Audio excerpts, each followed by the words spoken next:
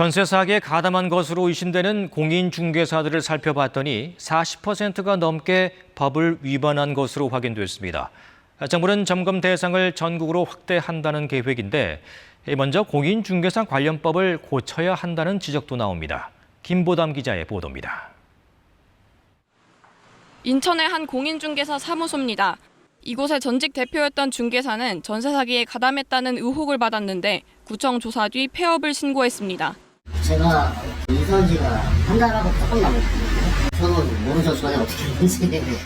한승덕 씨는 2년 전 바로 이 중개소에서 1억 3천여만 원의 전세 계약을 맺었는데 지금도 보증금을 못 돌려받고 있습니다. 무자격 중개보조원이 전셋집을 소개해 의심이 갔지만 계약서 작성을 주도한 공인중개사의 말을 믿은 겁니다. 공인중개사가 직접 그렇게 아무 문제 없다, 다른 데도 이렇게 똑같이 한다 라고 얘기를 해서 문제가 없겠구나 했었죠. 국토교통부는 악성집 주인의 매물을 2차례 이상 중개한 수도권 공인중개사 240여 명 중 40%가 넘는 99명의 위법 사실을 확인했습니다. 특히 전세 사기임을 알고도 계약을 유도해 수수료를 챙기거나 사기 조직의 중개사무소 상호 명의를 빌려준 사례 등 57건은 경찰에 수사를 의뢰했습니다.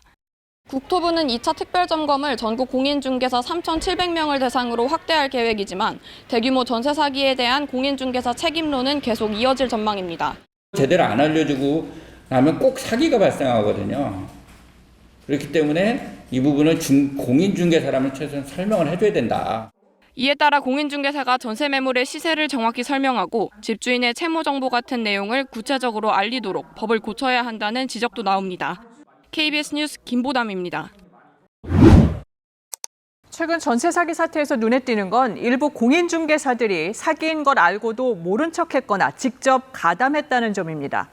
이런 사고가 나면 공인중개사들은 공제보험을 통해서 최대 2억 원까지 피해를 보장해 줄 것처럼 말하지만 실상은 다릅니다. 이슬기 기자가 취재했습니다. 40명 넘는 전세 사기 피해자가 발생한 서울의 한 공동주택입니다.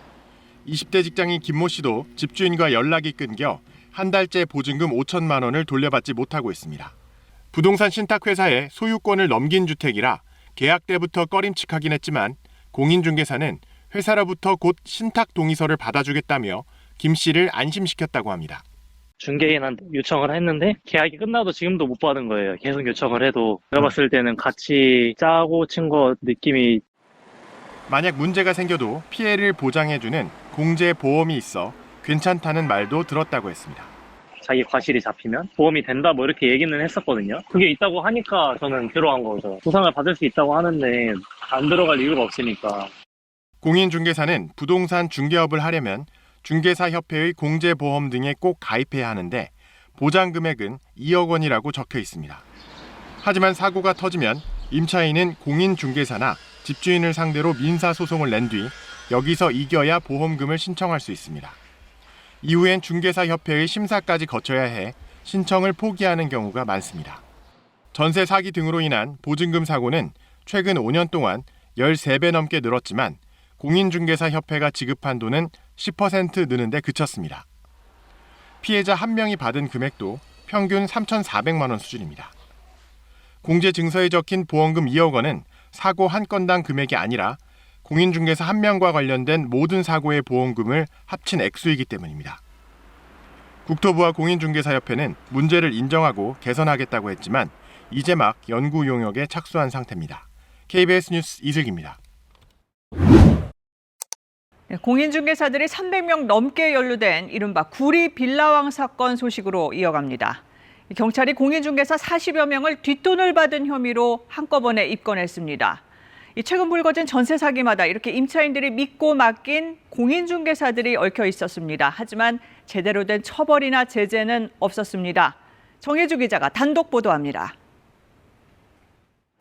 2021년 경기도 구리시의 한 오피스텔에 전세 입주한 박모 씨.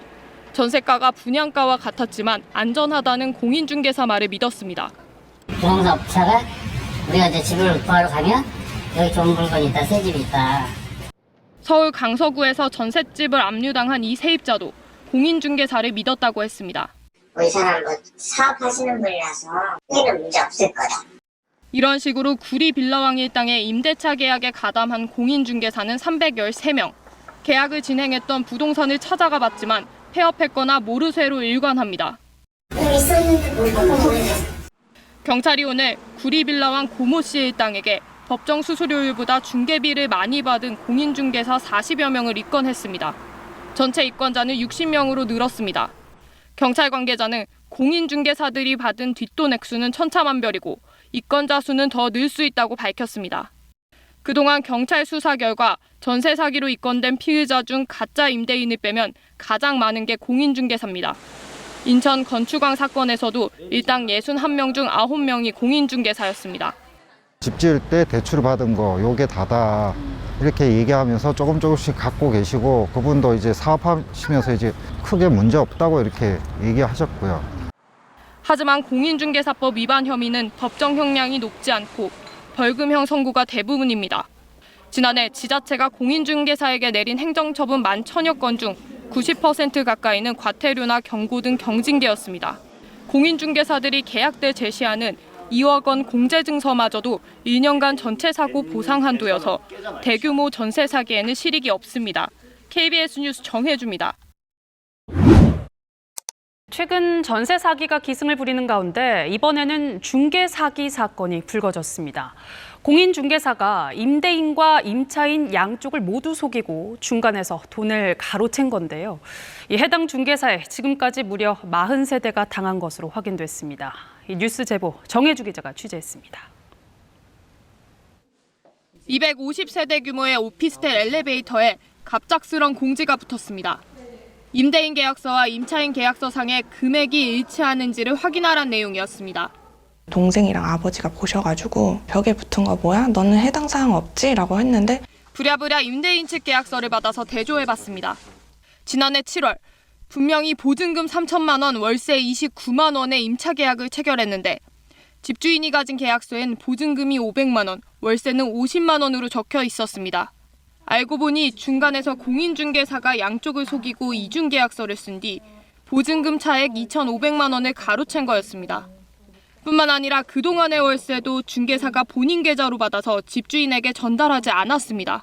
여자 실장님이 요즘은 다 저희한테 일임하셔서 저희가 다 해요. 자연스러워서 아예 의심조차도 못했던 것 같아요. 14개월 전 이 오피스텔에 들어온 지모 씨도 같은 공인중개사에게 당한 사실을 최근에야 알았습니다. 이번에는 아예 임대차 계약 사실 자체를 집주인에게 알리지 않고 중간에서 보증금과 월세 등 2천여만 원을 가로챘습니다. 저랑 계약하는 거를 말하지 않고 만져본 적도 없는 돈인데 그거를 벌써 갚아나가야 된다고 생각을 하니까 막막하죠. 문제의 중개사는 임대인과 임차인의 연락처도 양측에 엉터리로 알려주면서 상호 간의 접촉을 차단했습니다. 없는 번호로 나와요. 사정이 있어가지고 전화를 지금 통화를 할 수 없다. 그래놓고 중개사는 이달 초 잠적했습니다. 지금까지 확인된 것만 40세대가 이중계약에 당했고 중개사가 떼먹은 보증금 차액은 5억 원이 넘습니다. 직접 이제 임대인을 만나셔가지고 계약하시는 게 좋겠죠. 임대인이 위임장을 작성을 해서 주면서 어디까지 위임을 받았는지가 임차인이 원래는 확인을 해야 되는 거거든요. 경찰은 해당 공인중개사를 사기 혐의로 수사 중입니다. KBS 뉴스 정혜주입니다.